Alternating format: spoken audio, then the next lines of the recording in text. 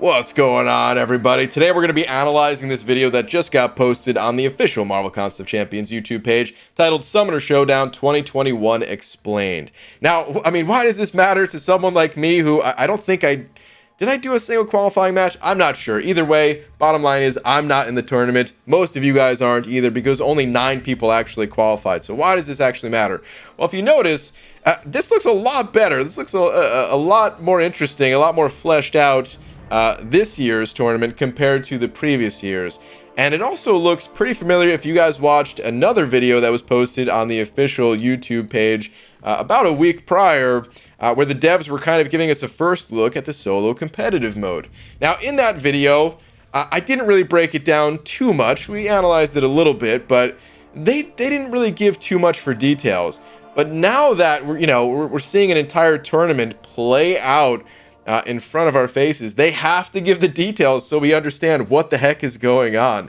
So with all the details that are being shared in this video, there's actually a lot to talk about. A lot of things that I'm excited about and some things that I'm not so excited about. Some things that I've got some minor critiques of already. I'm going to try not to go too hard since I haven't actually played the mode yet, but there are some things that well, we'll see as we get into the video. Now, I am going to skip over the first part of this video, but it will be linked in the description if you want to see it all, where, shout out to Dorky Diggity Dave here. He's breaking down the tournament format, but really what I'm most interested in is just how the matches, the individual matches are going to play out, because I think it's going to be pretty close to what we're going to get on the live servers, even if there's going to be, some minor tweaks before we can actually get our hands on the mode ourselves. We'll have to see. But without further ado, I'm going to unmute things here and just let Dorky Diggity Dave tell us all about this mode with some pauses throughout. So let's get into it. This year, each summoner will create a deck and recruit 30 champions to use in the Summoner Showdown tournament. Okay, so right off the bat, very different from anything else we've ever seen in MCOC, where instead of just picking, 5 champions to place on defense or to take into a quest or something like that, no, we're taking 30 champions with us into this game mode. Very similar to, a card game. That's why they called it a deck, like Magic the Gathering or Hearthstone or Pokemon, whatever. We're taking our own rosters for the tournament here. It looks like every champion's just maxed out, but I believe we're going to be taking our own rosters, selecting 30 champions, putting them into our deck. I don't know if we're going to get more than one deck at a time. I hope we do.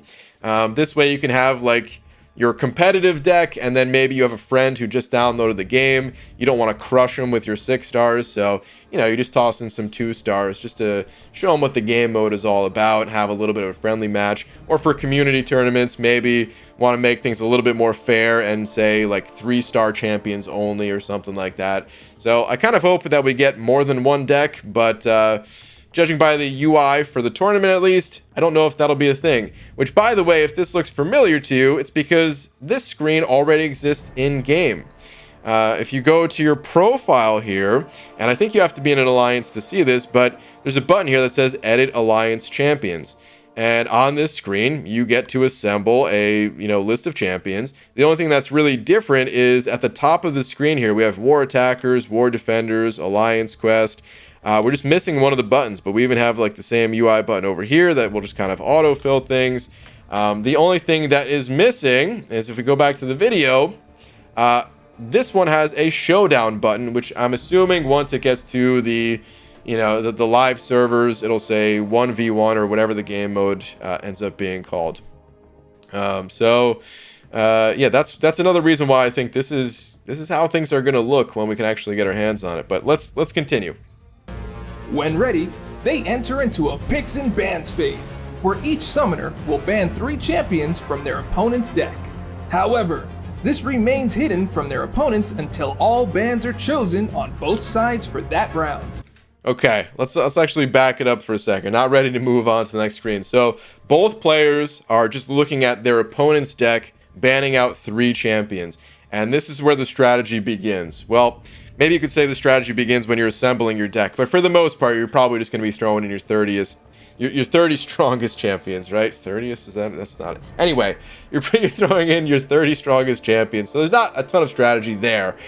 But when you can actually ban champions, you have some options. Either if there's like 3 standout champions that are just clearly stronger than the rest, maybe a player only has, 3 champions that are just at that next rank, right? Maybe 3 rank 3 6-stars or something like that. You might just think to yourself, okay, this is, these are, first off, these champions are just stronger stat wise.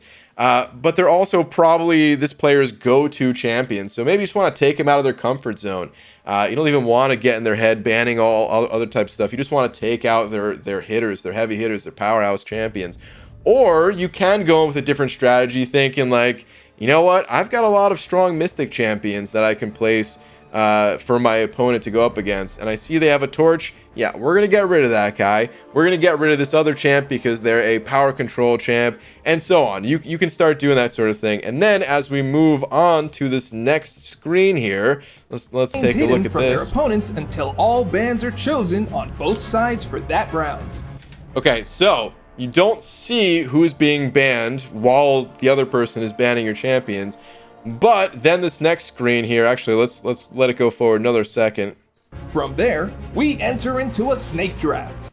Okay, so here's where the drafting takes place. You can see, though, this is your first look at who your opponents have banned. And again, you can tell, you can get a little bit of strategies just based off of what you're looking at here. First off, I love the UI where it's very clean. Just 3, you can see all 3 champions that are banned, but it's only taken up a very small amount of screen real estate. So love the UI so far. We'll get to some of the others in a little bit. But anyway, there's a lot of strategy, again, that can be pulled from this as you're seeing who your opponent decided to remove from this match. So I find this all to be pretty interesting so far. Basically, this next mode, you're just kind of going back and forth between picking champions. But let's hear Dave explain it all. Where a single champion pick starts at the beginning of the draft with the first summoner and ends with a single choice with the second summoner. This single choice will pull from 3 random selections out of their respective decks. Now, in between, both summoners will alternate 3 rounds of picks and choose 2 champions at a time. Okay, so let's back it up real quick here. You're each getting 7 total slots that you're bringing into the match. And what's happening is you're being shown either 3 or 5 champions to choose from. Now, these champions, they come from your deck. But it's being, kind of shuffled up and you're just... It's as if you're like drawing 3 cards, but you have to discard 2 of them, and you're only getting to keep 1 in your actual, battle mode here. And because it's 7, there's, single picks for like the first pick and the final pick, but then every pick in between, you're seeing the like 2 buttons light up here. And whenever you have 2 selections to make, it's a random assortment of 5 champions. Now, I believe every time that you are being shown this group of champions, let's just say you take Emma and Elsa out of this bunch, these 3, they're gone. They're out of the match. You're not going to see them again. So a lot of strategy once again comes into play, based off of who you're seeing your opponent picking and things like that. Trying to come up with counters, but also, you're not just picking attackers, you're picking defenders at the same time. It's all going to be in the same group of 7. So a lot of strategy involved in this mode, and there is an element of luck. There's a big element of luck, actually, because let's say you just thinking about how we approach this game. When our top champions are in like Alliance Quest or Alliance War, it kind of stops us in our tracks from going and taking on a difficult quest, right? And that's because we don't have like 30 top champions. We may only have a few, maybe 5 to 10 top champions that we're really comfortable with. And what if those 5 are all being shown right here? Maybe they survive the banning phase and they're all being shown right here. And you can only actually take 2 of them. So the mode is going to reward players with the widest rosters possible, which means it is going to reward players that spend, which we are going to talk about later on in this video. Just, you know, if I do think the game mode is going to be free-to-play friendly or not. But for now, yeah, so far we're just kind of going back and forth, picking and well, not so much banning, but by process of eliminate. Like when you pick some of these champs, the others, they're kind of just naturally getting discarded. So let's continue on here. Pulling from 5 random options. Actually, I lied, by the way. It doesn't say it in the video, but thanks to this post written by the lovely Dragon, shout out to Dragon, we do have a little bit more information here. So the original banning phase, when you were looking at the player's entire deck of 30 champions, you have 60 seconds to decide.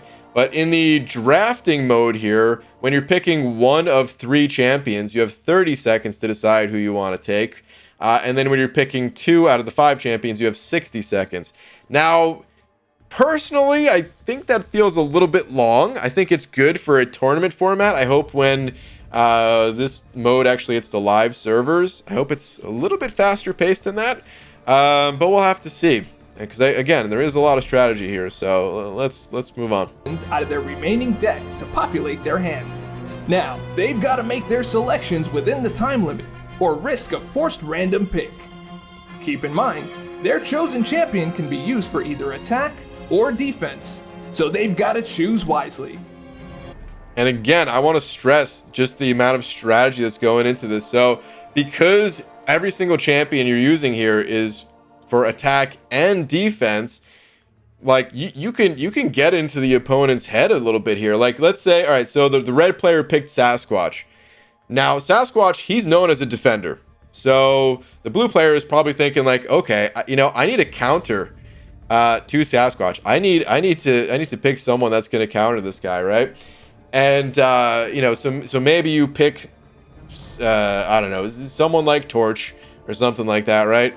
But in reality, they could turn around and say, no, you know what? I'm not going to put Sasquatch on defense. I'm going to attack with Sasquatch. Or maybe they don't use the champion at all if it doesn't make sense to use them at all. And then as we continue forward a little bit here, you can see that this player has a Vision that they selected. Now, Vision, he's not really known to be a difficult defender.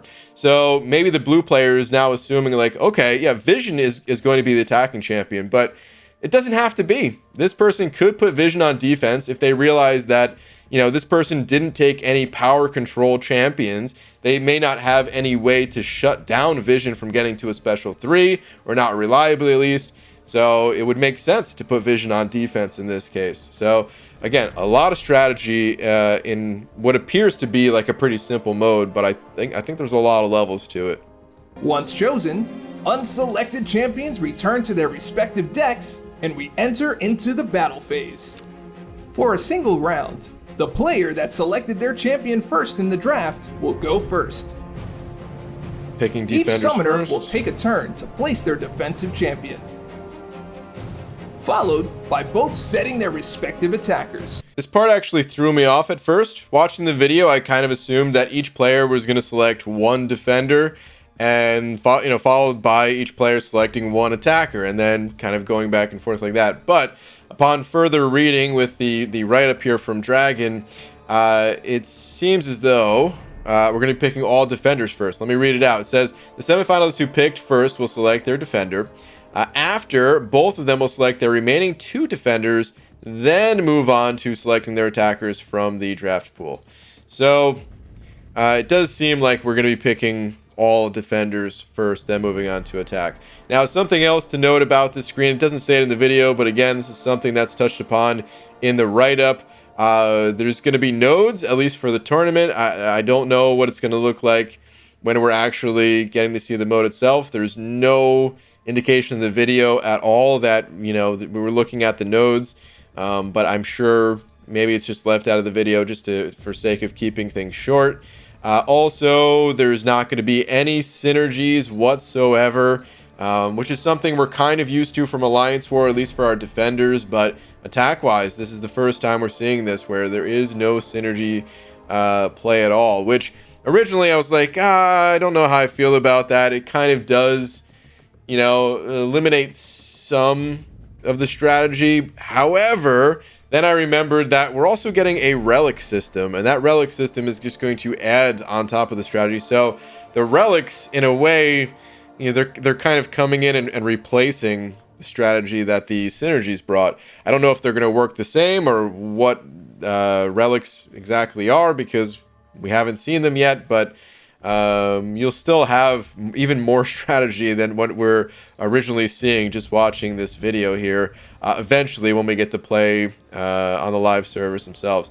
One other thing to note, or actually, let's go through two other things. First off, it looks like masteries, they are actually going to work. The players in the tournament, at least, they get to set their masteries before, assembling their decks. And then also, pre-fight abilities will be inaccessible, which kind of hurts a bit, man. It hurts quite a bit, as a matter of fact. So there's some obvious, very strong synergy, pre-fight abilities like Human Torch's Flame On, but then there's some very subtle pre-fight abilities like for Sorcerer Supreme. A lot of times, if you're just doing some, general questing type stuff, maybe you don't even activate a pre-fight. You just go in. She has her most offensive mode just out of the gates. But actually, the mode I prefer to start with the most is her third mode, which is the, like the Power Steal mode. Allows you to generate your power a little bit faster. And then the mode immediately following that is the attack mode that's going to apply the armor breaks and stuff like that. So it kind of stings a little bit not being able to have control for certain champions. Same thing for, Stealth Spidey. Not that I would ever be caught playing the champion. But if you're using Stealth Spidey to counter, unstoppable effects or something like that, you're not going to have the ability to activate his pre-fight. You're just going to have whatever the default selection is. So I hope that that's just for the tournament, and maybe once we actually get the solo competitive mode on the live servers, that maybe there's some way that we can activate those pre-fights, because yeah, man, that definitely hurts some champions' viability. Let's move on though. Let's continue on here. Once a champion is used from the summoner's hands, they can no longer use that champion in any future defense or attack placements for the rest of the match. From there, the match begins, and each summoner will enter into their respective fights. Okay, so there's a lot to unpack here. Again, seriously, this video, it's actually so short and it's very well put together. It's just because it's our first time looking at it, there's so much to unpack. We could see up top here the UI that this is like the first fight. I think, I don't know if this is just the first phase, because if we go back a second here, you could see once again we have this first fight, but judging by the write-up, it seems like we're setting up all of the fights themselves on this screen and then never returning to it, and we're just going through the fight. So I don't know if this indicates the fight count or just the phase that we're in, because there's actually supposed to be 3 fights because it's a best of 3. I don't know, but what I did find to be really interesting is that each player is doing their respective fight like separately, which is good on one hand, because it keeps the the flow of the match going. There's less downtime. You're both kind of picking your champions and then both doing your fights, and hopefully it's all going to get wrapped up in a nice quick experience, and then you can move on to the next match if you want to play again.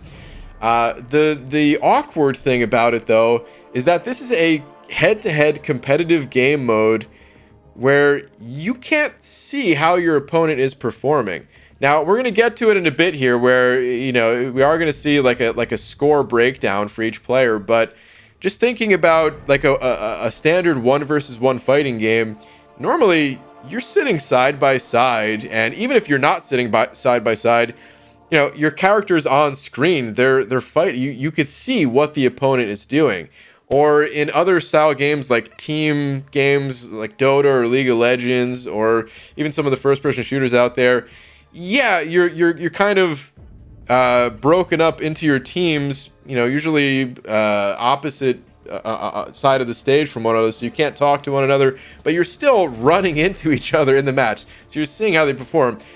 This is very strange, where you just can't see your opponent at all.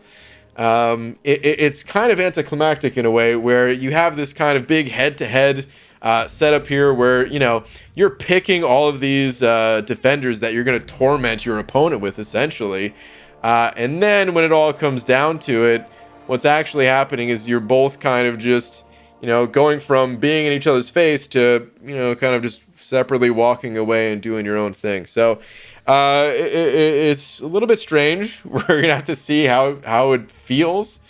We're a little bit used to it in MCOC world here in the battle realm, thanks to Alliance War, but it was something that definitely I noticed right away. But let's continue on. They're doing their fights, which, by the way, I think Shang-Chi is going to be a beast in this scoring mode. will be based on the defender's hit points removed, time remaining, and the attacker's remaining health. Okay. The first summoner to take the best of 3 rounds wins the match. Best of 3, which I think is good, by the way. I think anything longer is just unnecessarily stretching out the length of the match. And yeah, here's the scores that we can see here. And this screen, I hope that this is kind of just a work in progress placeholder screen. I totally understand why they tried to keep it, one player on one side and the other player on the other, because that's how the entire match has been set up, going back throughout the entire process. But I would actually greatly prefer if this screen showed more clearly who won and lost and allowed players to compare scores to one another. And I think the way to accomplish that is by stacking things on top of one another rather than keeping things side by side. And you might be thinking, like, what do you mean, dude? You really can't tell who won or lost this match? It says match lost up here. And yeah, if I'm the person playing, I got it, man. If it tells me I lost the match, I lost the match. Got it. What about the spectators, though? In my opinion, a competitive game mode needs to be built around the spectator experience, because if there's no one watching, then it ain't going to be competitive. It's not a competitive game mode if you don't have viewers to it, right? So if someone is just tuning in, maybe they missed the match, maybe they can't remember who's on which side. We don't even have any names here, and even still, it's like saying match lost. Well, they could probably figure it out by looking at other things like the score. Okay, this score is higher and stuff, but it's not immediate enough. It should be something that you can pick up on right away, and then just have these numbers closer together so you can get a more direct comparison between the two. Might sound minor, but stuff like this I actually think is really important. Maybe I'm slightly biased, just coming from a world where, yeah, I do love Dota, and I play Dota somewhat casually these days, but just being able to look at all the different stat breakdowns available here, which I'm not going to go through, don't worry, all the people that don't play Dota, but just seeing how everything is laid out vertically, that way you can compare how much gold one player had or things like that. And you might be thinking, like, okay, yeah, but this is MCOC. First off, it's 1 versus 1, not 5 versus 5, and it's a very quick match. We don't need all that information, right? Well, then I think about another game that I used to play competitively, which came from the original Dota days, sort of Warcraft 3. And you notice that there's really not a ton of information on this screen, but right away you can tell who won or lost because the winner is on top. And then you can see all the different scores lined up with one another right away. And to me, it's so clear, and it doesn't take up that much, screen space. So I know it's doable on a mobile device. I would much prefer just to have the end of match scoring breakdown like this, not only for myself as a player, but for the viewers as well. Because again, going back to something like this, yeah, you can sit here and there's nothing stopping you from, comparing these numbers together and stuff like that and reading every word on this screen, but it's it's not as immediate as I would like it to be, especially for something that is going to be a faster paced game mode. So, okay, minor critique again on a game mode that's not totally finished, but I felt like it was still kind of important to express that, because I want this game mode to be good. I want people to enjoy playing it, and I want people to enjoy watching it too. You know, so I think this stuff matters. Okay, that's pretty much where things end. The video does go on a little bit further past this point. From there, the summoner, but it mostly just talks about the actual Summoner Showdown itself, and you know, selecting the winner and stuff like that. So once again, shout out to Dave for you know, putting together this awesome video and all that. But we're gonna kind of skip out on the rest of it and talk about a point that I brought up earlier about players being rewarded for having very wide rosters, which is of course going to make the mode a little bit more spend friendly, and free-to-play players are going to struggle to keep up for sure. Now, the current competitive game mode in MCOC is Alliance Wars. And in Alliance Wars, I've always kept up decently well enough, at least. I've never had the strongest set of defenders, but I always had enough champions to go and attack with at least, and get the job done for the most part. I'm not the best player or anything, not saying that. I'm just saying champion-wise, I felt like I was on a fairly even footing with other players.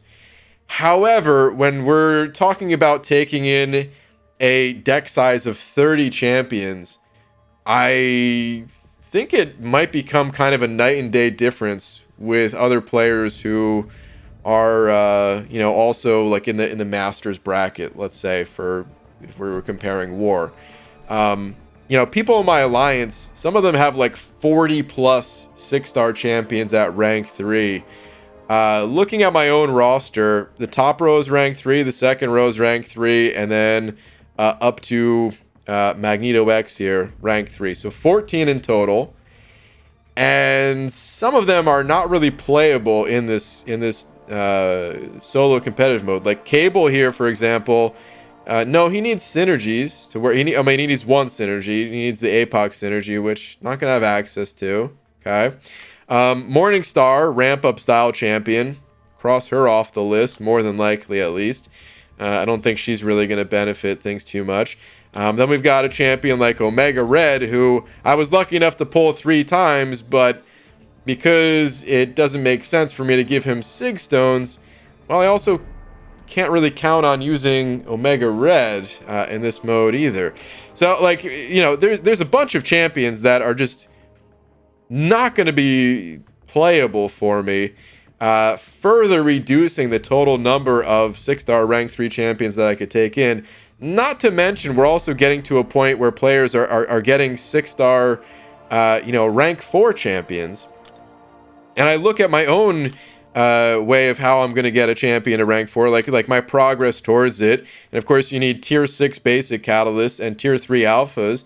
And hey, I've got 2 out of the 3 for the tier 6 basic, and you only have 1 out of the 3 for tier 3 alpha. So it's kind of like I'm only halfway there to my first rank 4.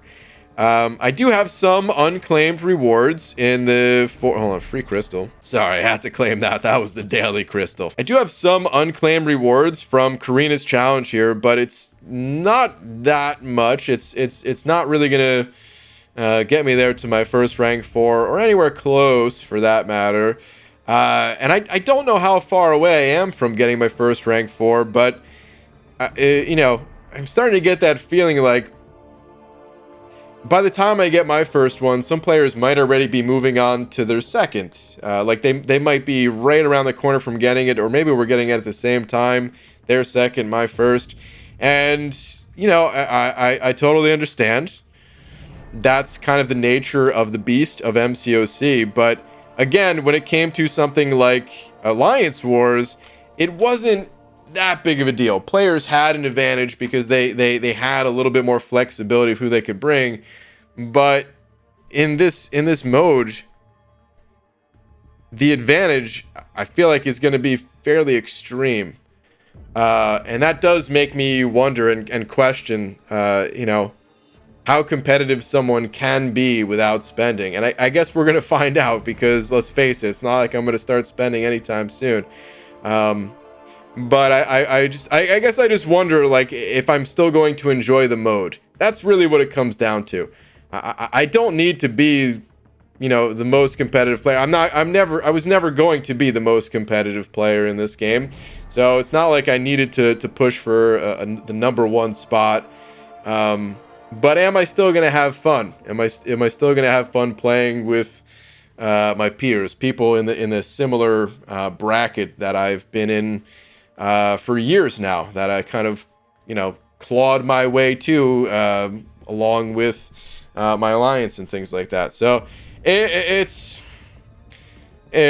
something that I don't really know how to process just yet. I don't want to be like too negative about the whole thing, but just doing the math. Especially, I just got all this information from Enzo, which I'm going to be breaking down in a follow-up video.